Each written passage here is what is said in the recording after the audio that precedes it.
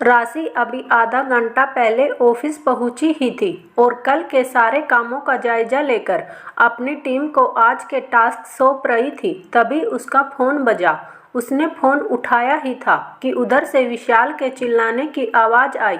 राशि फौरन घर पहुंचो, माँ पापा अपना सामान पैक कर रहे हैं। तुम्हें कितनी बार कहा है कि उनका दिल ना दुखाया करो, लेकिन तुम्हारी अकल पर तो जैसे पत्थर पड़े हैं। पता है तुम्हें, वो कह रहे हैं कि अब लौट कर वापस नहीं आएंगे यहाँ। राशि ने घबरा कर कहा, सॉरी विशाल, मैं अभी निकलती हूँ ऑफिस से, जल्दी आओ, कहकर विशाल ने फोन पटक दिया। एक पल के लिए डर के मारे राशि की तो जैसे धड़कन ही रुक गई। अब घर जाके उसे क्या सुनना पड़ेगा और कहना पड़ेगा। उसे भली बाती पता था, पिछले 4 सालों से वही तो करती आई थी वो। दरअसल राशि एक पढ़ी लिखी लड़की थी, अपने ऑफिस में टीम लीडर थी। बेटी पलक के जन्म के बाद जब दोबारा ऑफिस ज्वाइन करने की बात आई तो सास ससुर गांव का अपना कारोबार समेटकर उसके पास शहर रहने को आ गए। खाने पीने की या सुरक्षा की चिंता उसे नहीं सताती थी। सास को आराम मिले इसलिए राशि सारा काम समेट कर जाती थी और शाम को भी आकर सारा काम वही करती थी। राशि की सास को मेड रखना पसंद नहीं था और राशि ने उनकी बात रखने के लिए मेड को हटा दिया था। फिर भी विशाल हमेशा अपने मम्मी पापा के ही गुण गाता और राशि को सुनाते रहता कि उसके माँ बाप की वजह से घर और पलक दोनों अच्छे से संभल रहे हैं। राशि आहत हो जाती पर कुछ ना कहती। सास भले ही कुछ काम ना करती हो, पर बेटे से मीठी मीठी बातें करके धीरे धीरे उन्होंने पूरा घर अपने हाथ में ले लिया। राशि के सजाए घर में मीन मेख निकालकर सब अपने तरीके से रखा। यहाँ तक कि राशि विशाल के बेडरूम में भी कौन सी चीज कहाँ रखनी है उन्होंने ही डिसाइड किया। घर का सारा बजट अब ससुर जी संभालते। सब्जी फल राशन जो सब पहले राशि लाती थी अब उन्हीं के हिसाब से आता। राशि कभी कुछ लाए तो तुरंत उसे फिजूल खर्च कहने से ना चूकते। छुट्टी के दिन तो घर में सबकी छुट्टी होती और राशि के लिए डबल काम। वो पलक को भी वक्त नहीं दे पाती, इस वजह से पलक भी उसके पास नहीं आती और दादी भी उसे अपने रूम में ही बिठा के रखती ताकि कोई काम ना करना पड़े। एक बार राशि ने ऐतराज जताया तो उन्होंने हंगामा खड़ा कर दिया, ये कहकर कि मेरी ही नातिन से मुझे दूर कर रही है, इससे अच्छा हम गांव में ही चले जाते हैं, फिर संभालना तुम अपनी लड़की और घर को। विशाल ने मां की साइड लेते हुए बच्ची का वास्ता देकर राशि से माफ़ी मंगवाई। विशाल और राशि जो कभी एक दूसरे के साथ खुश थे अब आए दिन झगड़ते रहते। विशाल के दिमाग में ये बात बिठाने में उसके माँ बाप सफल हो गए थे कि उनके रहने से ही घर घर है, वरना राशि से तो कुछ न संभलता। अब जरा सा भी कुछ उनकी मर्जी के खिलाफ होता वे तुरंत गांव जाने की धमकी देते और उनके जाने के बाद पलक को कौन संभालेगा। इस डर से विशाल राशि से माफ़ी मंगवाते। इससे सास की हिम्मत बढ़ गई और रोज विशाल से राशि की झूठी शिकायतें करती। राशि को हर बात को लेकर खरी खोटी सुनाती। राशि को तो जैसे उसकी एक नौकरी के कारण उसका घर, पति, बेटी और उसका आत्मसम्मान सब कुछ छूटता हुआ नजर आ रहा था। आज भी कुछ ऐसा ही हुआ था। राशि को उठने में थोड़ी देर हो गई तो वह सिर्फ खाना बना पाई। नाश्ता बनाने के लिए उसने सास से गुजारिश की और खुद भूखे पेट ही ऑफिस पहुंच गई। विशाल के फ़ोन कॉल से उसे सुबह की बात याद आ गई और ये भी एहसास हुआ कि उसे बहुत भूख भी लग रही है। विशाल के कहे हुए शब्द अभी तक राशि के कानों में गूंज रहे थे। गुस्सा, डर, अपमान और ऊपर से भूख, इस सब से उसका सिर फटा जा रहा था। बरबस ही उसकी नज़रें अपने लैपटॉप के वॉलपेपर पर सेट उसकी और विशाल की प्यारी सी तस्वीर पर गई। उसे याद आया, मैटरनिटी लीव के बाद दोबारा ऑफिस ज्वाइनिंग के पहले दिन विशाल ने ही ये सेल्फी खींची थी और फेसबुक पर अपलोड भी कर दी थी। काम का ज़्यादा प्रेशर न लेने की और वक्त पर खाने की प्यार भरी हिदायत देकर उसे ऑफिस छोड़ने आया था वह। उस वक्त राशि को लगा था जैसे दुनिया की सबसे खुशनसीब लड़की वही है, जिसके एक हाथ में उसका खुशहाल घर और दूसरे में कामयाब कैरियर है। लेकिन जिन हाथों को थामे वह खुशियां समेटना चाहती थी, विशाल के उन हाथों की पकड़ अब उसे सहारा कम और चुभन ज़्यादा लग रही थी। मेरी साइड में तो छोड़ो, तुम तो मेरे इर्द गिर्द भी नहीं विशाल। सोचते हुए दिल की जुबान अनायास ही राशि के आंखों में आंसू बनकर छलक गई। फिर से फ़ोन की घंटी बजी तो उसे लगा जैसे इस फ़ोन को नीचे ही पटक दूं, लेकिन स्क्रीन पर अपनी सबसे करीबी सहेली अनुजा का नाम फ्लैश होते देख अपने आप ही उसके होठों पर मुस्कुराहट छा गई। पता नहीं इस जल्दी सी लड़की को हर बार कैसे पता चल जाता है कि मैं उदास हूँ। सोचते हुए उसने कॉल रिसीव की। अरे राशि, किस प्लेनेट पे रहती है यार, कितने दिन हो गए, ना कोई कॉल ना मैसेज। मुझे तो लगा तूने और विशाल ने चांद पे अपना आशियाना बना लिया है। अरे ऊपर से कभी कभार हमें भी देख लिया करो madam.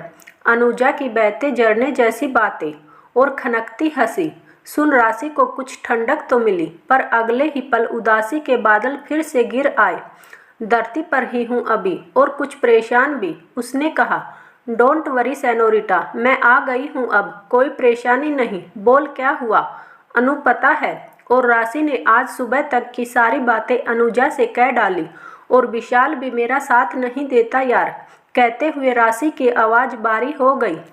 Pushpa, I hate tears, Anuja ने शरारती अंदाज में कहा तो राशि खिंच गई। तुझसे तो बात करना ही बेकार है, चल बाय। अरे सुन तो, सॉरी बाबा, अब सीरियसली बात करती हूँ। ऐसा है डियर कि ज़िंदगी जीने के दो ही तरीके होते हैं, एक जो हो रहा है उसे होने दो, बर्दाश्त करते जाओ, या फिर जिम्मेदारी उठाओ उसे बदलने की। अनुजा ने आमिर खान वाली टोन में कहा तो राशि अपनी हंसी रोक नहीं पाई। ये नौटंकी छोड़, खैर मैं समझ रही हूँ तू क्या कहना चाह रही है, पर बस इस पर और काश में ही हम औरतें अपनी ज़िंदगी गंवा देती हैं। अनुजा ने बात पूरी करते हुए कहा।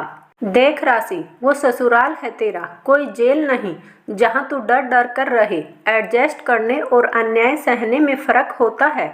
तो राशि ने कहा, हाँ यार, इतना सब करके भी कोई खुश नहीं होता। मैं तो थक गई हूँ अब, है ना। तो अब तेरे लिए तुझे ही आगे होना होगा, हिम्मत करके अपनी बात रखनी होगी। मानती हूँ विशाल के साथ न होने से थोड़ा मुश्किल ज़रूर है, पर ये सब सुन, कहीं पहुँचने के लिए कहीं से निकलना ज़रूरी होता है। ससुराल के कोर्ट में अपनी केस खुद लड़नी पड़ती है डियर।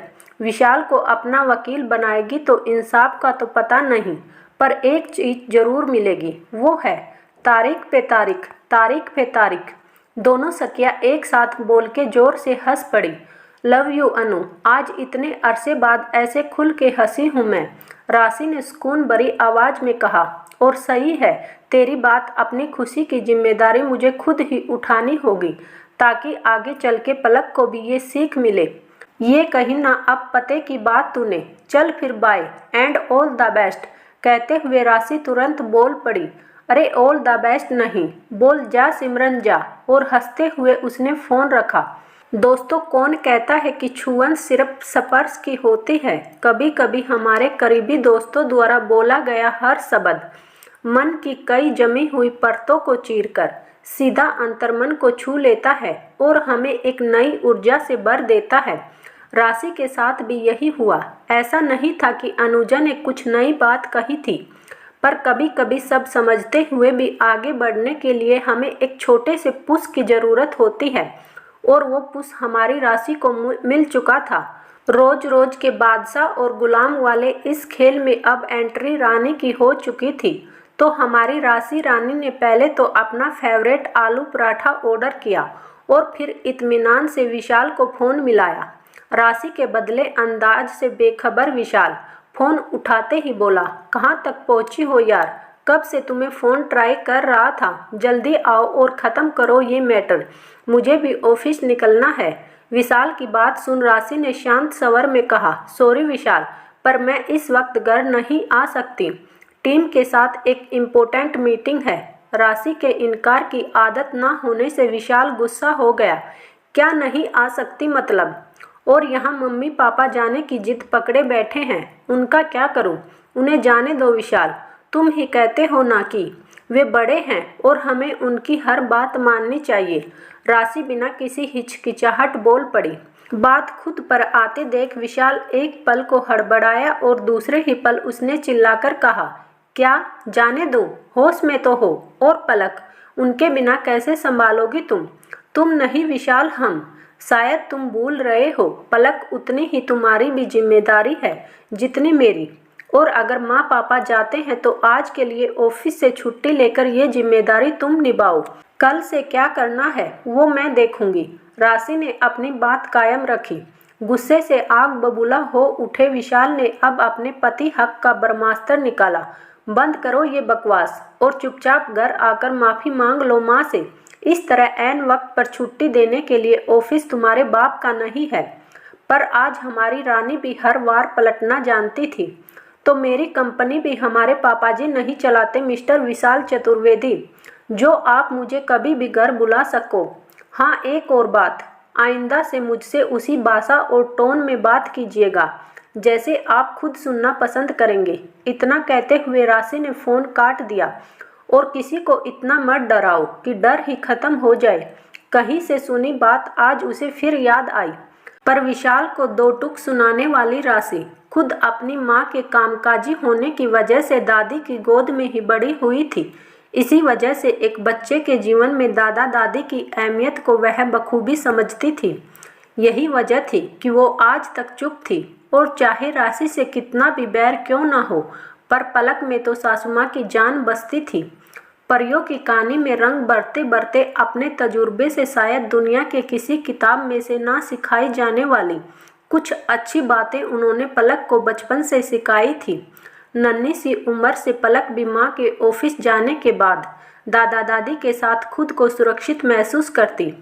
इधर गुस्सा ठंडा होने पर विशाल ने महसूस किया कि आज उसका सामना 4 साल पहले वाली उसी संयमित और कॉन्फिडेंट राशि से हुआ है जिस पर उसे कभी गर्व हुआ करता था।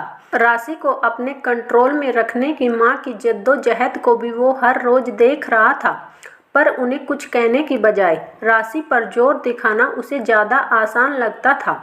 इसी कसमकस में वो भी बिना किसी से बात किए ऑफिस निकल गया। बेटे के बदले मिजाज देख राशि के मनाने के इंतजार में बैठी सासू माँ को अपने सर से ताज हिलता हुआ नजर आ रहा था। कभी कभी जिंदगी में मुश्किल काम करने से भी ज़्यादा मुश्किल होता है उसे करने का फैसला लेना, पर जब हम ये पड़ाव पार कर जाते हैं तो उन मुश्किलों में ही हमें उनके हल भी नज़र आते हैं, है ना। तो ऐसी ही एक योजना राशि ने भी बनाई और अपने मैनेजर से बहुत गुजारिश कर अगले हफ्ते से 2 महीने तक घर से काम करने की अनुमति मांग ली। शाम को घर पहुंची तो चारों ओर शांति फैली हुई थी। पलक खेलने गई थी और सास ससुर अपने कमरे में थे। उसने फ्रेश होकर सबके लिए चाय बनाई और साथ में पकोड़े भी।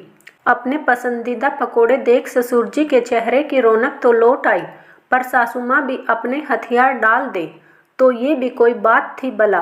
उन्होंने बड़ी कड़ी आवाज में कहा, बहू मैंने विशाल से कह दिया है कि छुट्टी लेकर हमें गांव छोड़ आए। अब बहुत हो गया यहाँ रहना, हम अपने गांव जाना चाहते हैं।